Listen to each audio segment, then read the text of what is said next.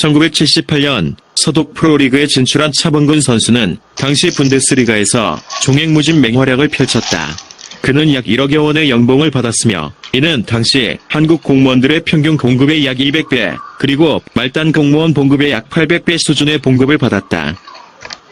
또한 베트남 전쟁 시기에 서독 이주 광부들의 봉급은 약 160여 달러를 받았다.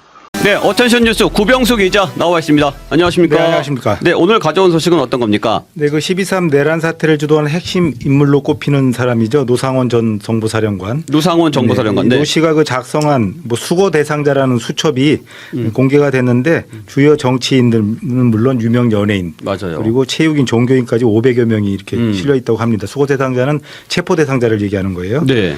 근데 수거 대상자가 A부터 D 등급까지 이렇게 등급이 나눠져 있는데 이재명, 조국, 문재인, 유시민 등 정치권 인사가 대거 포함됐습니다. 뭐 당연하다고 볼 수 있는데 네. 눈에 띄는 인물이 한 명 있어요. 차범근 전 국가대표팀 감독입니다. 차범근 감독. 그렇습니다. 노씨 수첩에는 차 전 감독을 좌파 연예인으로 이렇게 분류를 했어요. 네. 근데 차 전 감독이 수고 대상에 오른 것에 대해서 뭐 여러 가지 얘기들이 나오고 있는데 가장 유력한 얘기는 지난 1월에 조국 전 부부에 대한 탄원서를 법원에 제출했기 때문이라고 보여지는데요. 네.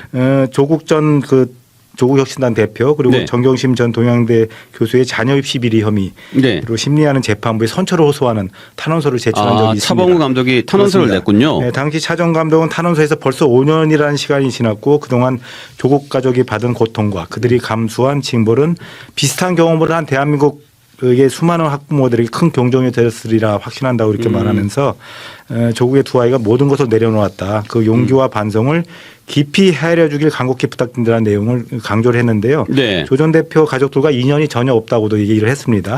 네. 그래서 자식들 가진 부모 입장에서 그 안타까움을 전한 것으로 이게 해석이 되는데 네. 차 전 감독도 지난 1998년 프랑스 월드컵에서 성적이 좋지 않은데 가족들에 대한 비난이 굉장히 쏟아진 경험을 당했던 것 있었습니다. 그때 당시에. 네, 그다음 당시 고등학교 3학년인 차두리 지금 현재 한국 축구 대표팀 감독인데 네. 아들의 대학 진학까지 막아야 된다는 이런 또 비난까지 받았었거든요. 네네.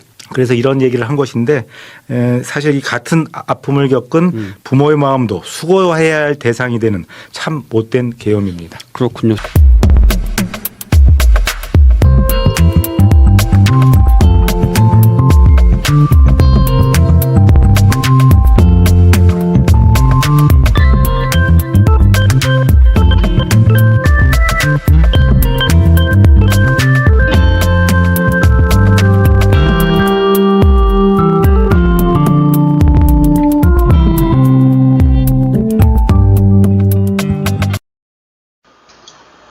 (1978년) 서독 프로리그에 진출한 차범근 선수는 당시 분데스리가에서 종횡무진 맹활약을 펼쳤다.